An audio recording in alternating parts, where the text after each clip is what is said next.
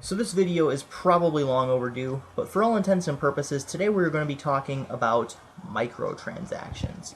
The spawn of the devil, or so it seems in relation to gaming, or so your peers would probably like you to believe. But are microtransactions beneficial to the community of gaming, or is it hurting gamers as a whole, nickeling and diming them all across the board? Well, let me just get started by saying microtransactions have been around for a lot longer than what you think. Microtransactions can actually be originated, if you really think about it, back to the 1980s and 70s, late 70s, with the advent of the arcade machine. Because every time you put another quarter in, another nickel or dime or whatever, you're paying for access to that machine. And games were specifically tailored with that in mind. So they were very, very hard, they were very challenging, very vigorous, which would actually probably explain why a lot of the early console games were like that on the NES, as well as the Sega Master System. Very, very hard, very tedious, very just vigorous, I suppose. You know, Nintendo, you can't beat us, all that stuff. But the difference for that is you actually pay for those games just once, and that is it. So, with microtransactions, though, you pay for the game, and then you get nickeled and dimed along the way. Or so that is the argument that people have been using. So arcades have basically fallen out of favor. They've fallen beneath the wayside in favor of console and PC gaming, where you can just game at home.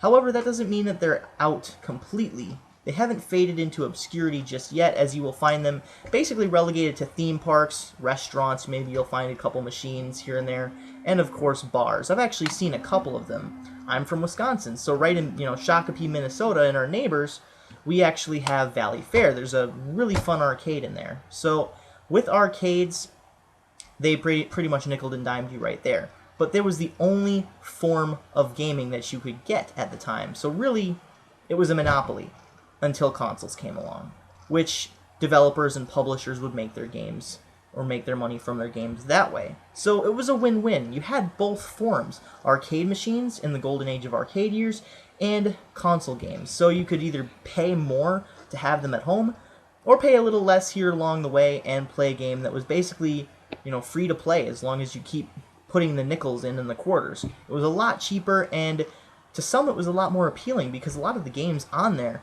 would be then ported to consoles, but you'd have to pay like $50 for them. So it really wasn't worth it to have it at your house at the time for those specific games. But flash forward to 2015, here we are with most of the $60 games, the AAA titles, bearing microtransactions, which is basically the modern day equivalent of nickeling and diming in the arcade machines. So let me ask you something, guys, who support this and say, well, if you don't like it, you can ignore it. Well, games back in 2005 and before this, pre-2005 era games, were not designed with trophies in mind. So when they were brought back with trophies, a lot of the trophies were really generic. They seemed a little out of place, with the exception of a few games like God of War and Metal Gear Solid, which actually had the supporting Easter eggs to allow for such trophies. They seemed very out of place because they were not designed with trophies in mind. But all of the games after this point were designed with trophies and achievements in mind. Trophies not until 2008, but you get my point. Why would this be any different from microtransactions? Okay, if you don't like them, you can ignore them. Well, gamers and game publishers are going to see this and think, well, we better change the game itself then. Change the difficulty, change the grinding, add grinding that wasn't previously prevalent in any of the games, and maybe switch around things here and there and take this out for DLC, which is a form of microtransactions, or to be quite specific, macrotransactions. So why would this be any different? They would specifically make the game harder in order to entice and appeal gamers to buy these microtransactions. So really, I don't see your argument. So with this, basically what I'm going to say is microtransactions, a lot of people do think that they help the gaming industry as a whole because gaming industries can't pay to make these AAA titles, but my rebuttal to that is, well, if you can't pay for them, why are you doing it? If it's not in your best interest from a business standpoint, maybe you should venture off into something else. or at least venture into something else, like free-to-play titles. Free-to-play titles are awesome. I love free-to-play titles, and this is why. Free-to-play titles allow you to get immersed into a world without having to actually pay for the game, but if you want to actually enjoy the game even further and immerse yourself even further in its lore, you can choose to engage in these microtransactions and buy all the different weapons and buy the different books and the everything, pretty much. You can immerse yourself via microtransactions. Microtransactions in free-to-play games are actually a very, very thoughtful idea, a very thoughtful notion. The game is free to play anyways, so they gotta make their money somehow. That's not what I have a problem with. What I have a problem with is gaming publishers, gaming developers who think that they can just slap microtransactions on games such as Assassin's Creed Unity, Metal Gear Solid 5, Dragon Age Inquisition, Mortal Kombat 10, and just say, well, we need money. Buy our shit. Yeah, we already paid $60 for that game. I don't think so. But to then they respond, well, okay, well then we'll take everything out. We'll make the games harder. We'll make them challenging and aggressive and almost seemingly impossible unless you buy our microtransactions, or, you could spend hundreds of hours grinding, but you'd just be wasting your time. That is exactly the way I felt on Assassin's Creed Unity. I actually have a note on my Midnight Strike Facebook called Assassin's Greed, and if you haven't read that note, I strongly suggest that you pause this video right now, take a look at it, and read it. It basically describes why I did not continue the Assassin's Creed series review, which is another game series that I reviewed, but have stopped since Unity. This is why, on this note. So, just pause the video, go read it if you haven't already, but if you have, let's continue. There are some games that are not tailored towards this model. Metal Gear Solid 5 is one of them. I actually feel kind of dumb because I actually held off on purchasing Metal Gear Solid 5 because it had microtransactions in it.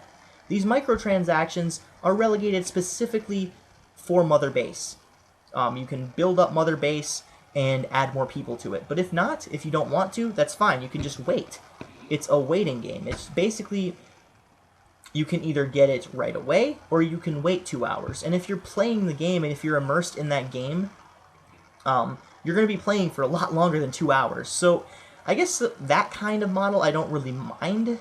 If you want to speed up the development time to 0, then you can pay a little bit more.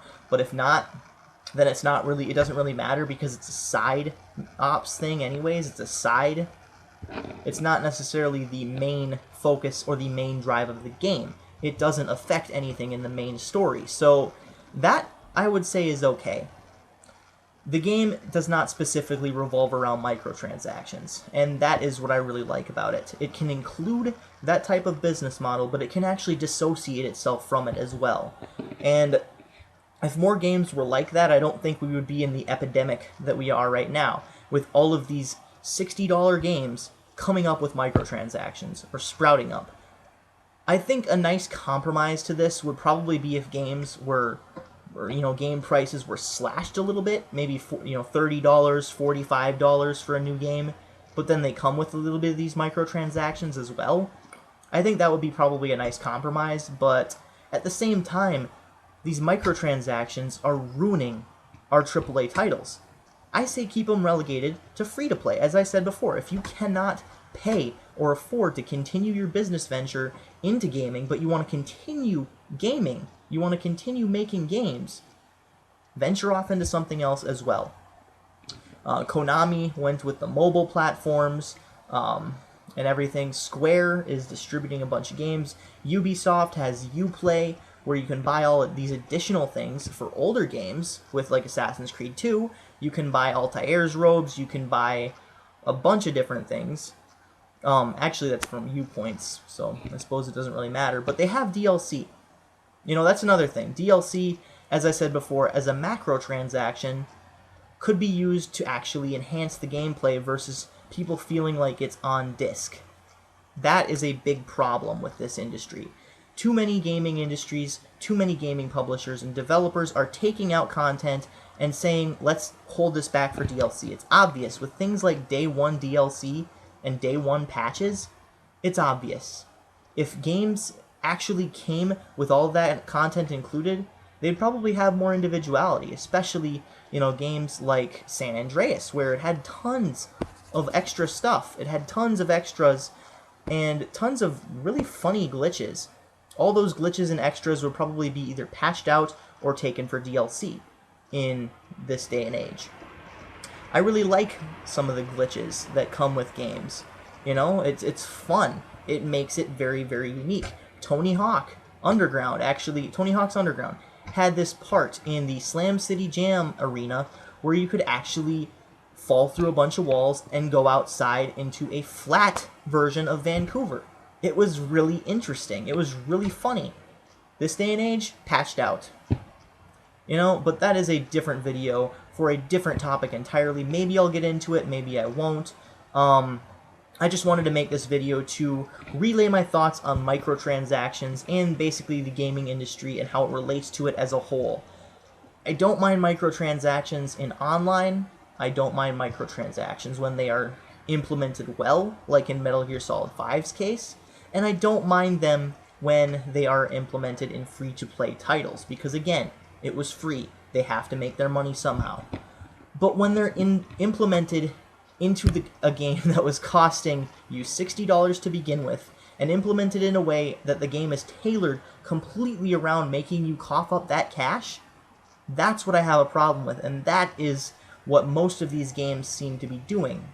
So, what do you guys think? I want to see your comments in the comments section below. I want to see what you guys think and get your opinions on it. But this is Midnight Strike 3625. Keep calm and rock on.